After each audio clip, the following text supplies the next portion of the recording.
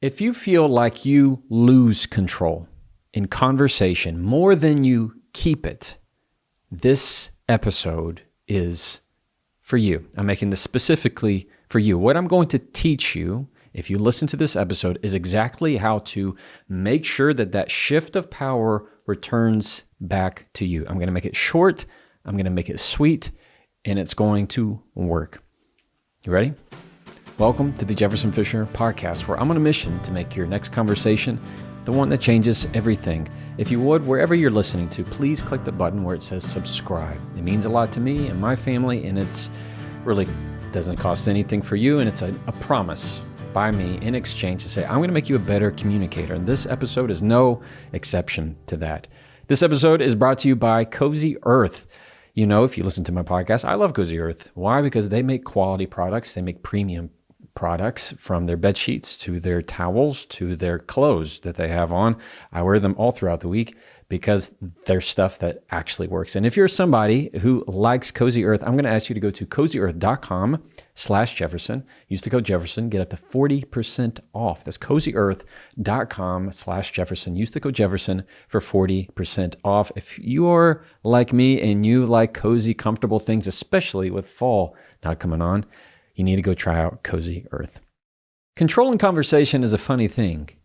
You don't know how to describe it, but you know when you don't have it. You know when you could get it. It's in that time, that usually in the silence of the conversation, that as things are going, momentum starts to shift the other way, starts to swing the other way. And it feels like everything around you is kind of dissolving. Think of a time, most recently in your life, where you felt the power dynamic shift. Maybe it's somebody who's a superior. Maybe it's somebody who intimidates you. Maybe it's somebody you don't like.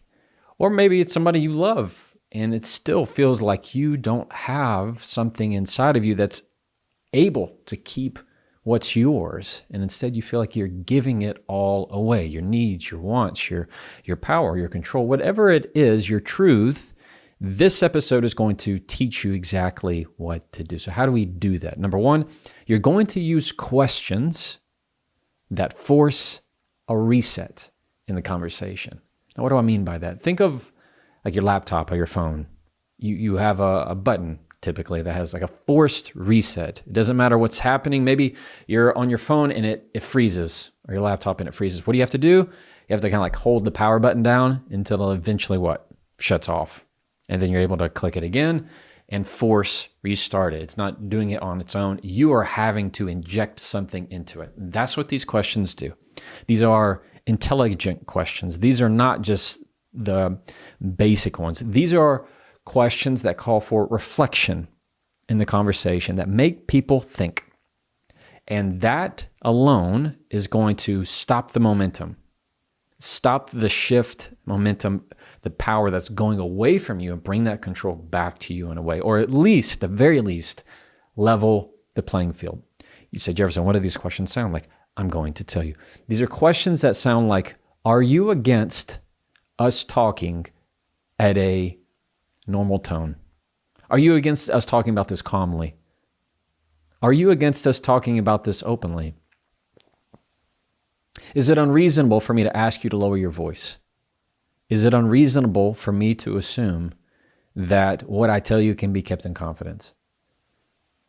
Or maybe it's, I need to know where we're going in this conversation.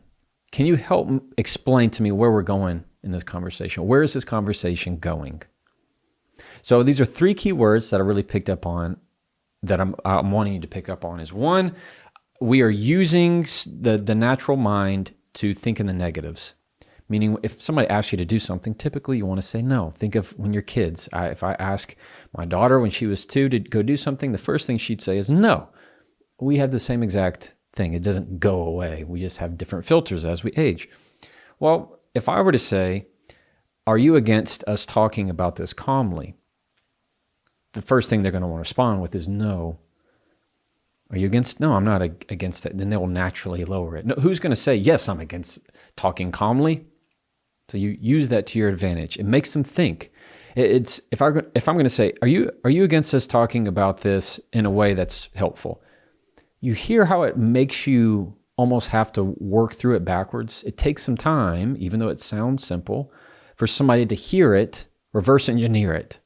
That's the time frame that you want. All right, that's levels the playing field. That's the forced reset. That moment where people have to think and you get to now ask a question and they are now acquiescing to what you've asked for. Is it unreasonable? Most people will, again, say no to things. If I were to say, is it reasonable to ask you to stop yelling? You know what's going to happen? They're going to say, no, it's not reasonable. You know how upset I am right now? But if I were to say, is it unreasonable for me to ask you to lower your voice? They're not going to say, yes, it is. They'll most likely say no. Why? Because no is easier to say. In that moment where they reverse engineer the question, that's the shift of momentum. I need you to tell me where we're going in this conversation. Help me understand where we're going. It's easy. It's I am wanting to know, where's the deadline? Where's the finish line? Not the deadline, the finish line. Where do we go there? All that's doing is making them think, hey, what am I talking about this for?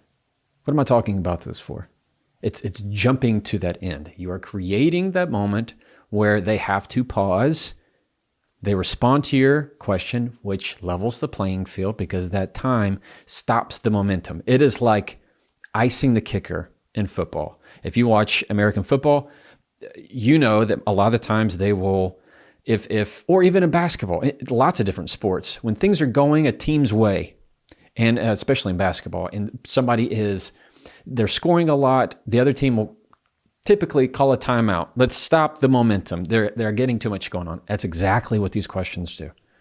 Exactly what these questions do. And it gives you the control back in the conversation. Number two, aside from intelligent questions that are making them stop, what I want you to think of is times where you can use phrases that are going to call moments of more reflection for the other person.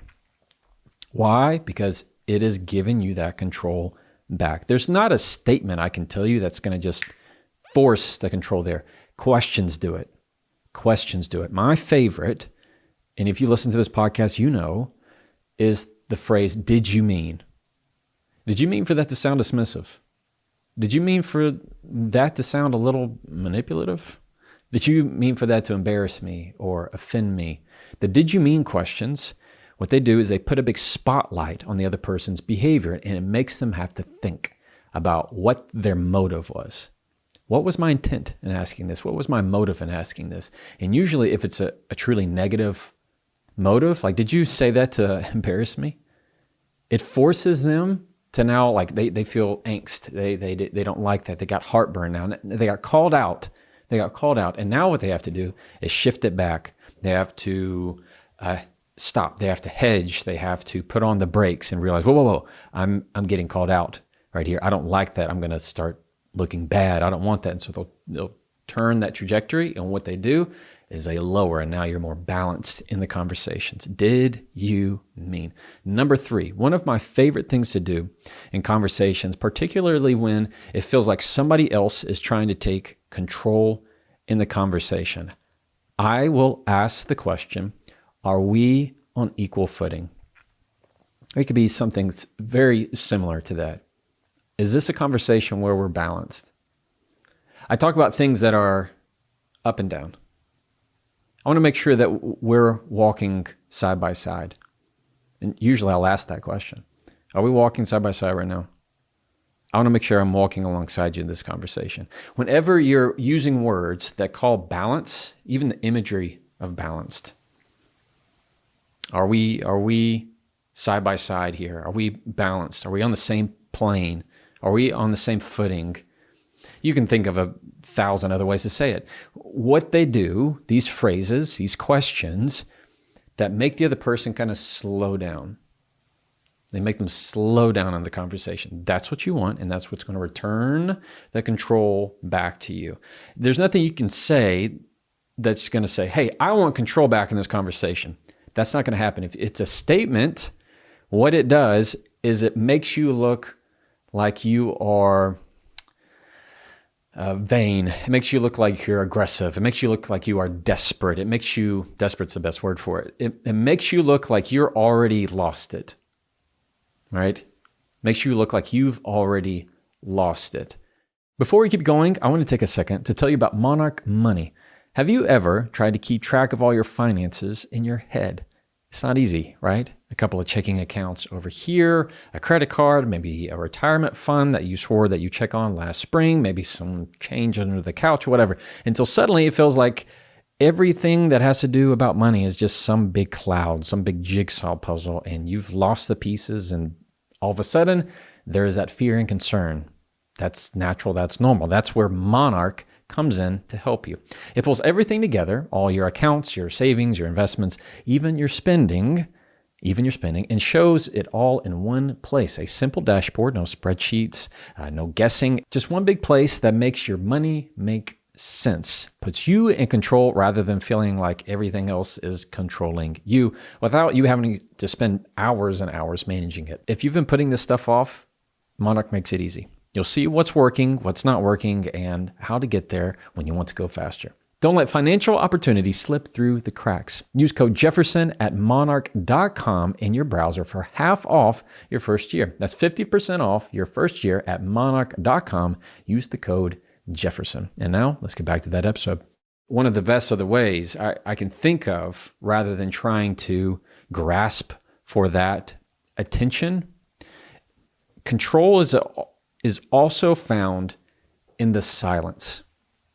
So many times in conversation, the most powerful move you can make is no move at all, not saying anything. If you want to return conversational power back to you, often silence and pauses are the best thing that's going to do that. Pauses.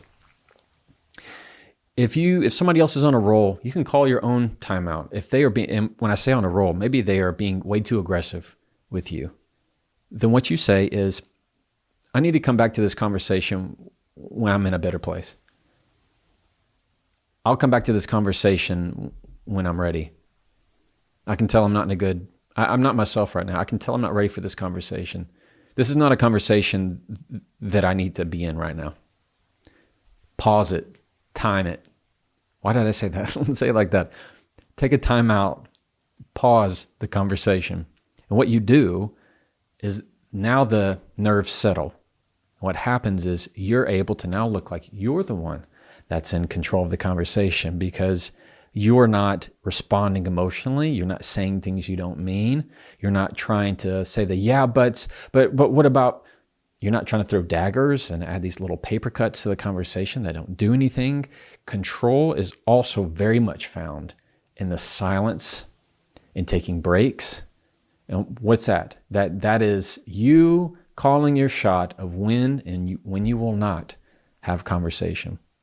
Those 3 tips right there alone. See, I told you, short and sweet, rolled right into it. That's exactly what's going to help you the next time you feel like you're losing power in a conversation. So what do we talk about? Number 1, using intelligent questions. Are you against? Is it unreasonable? Show me where we're going.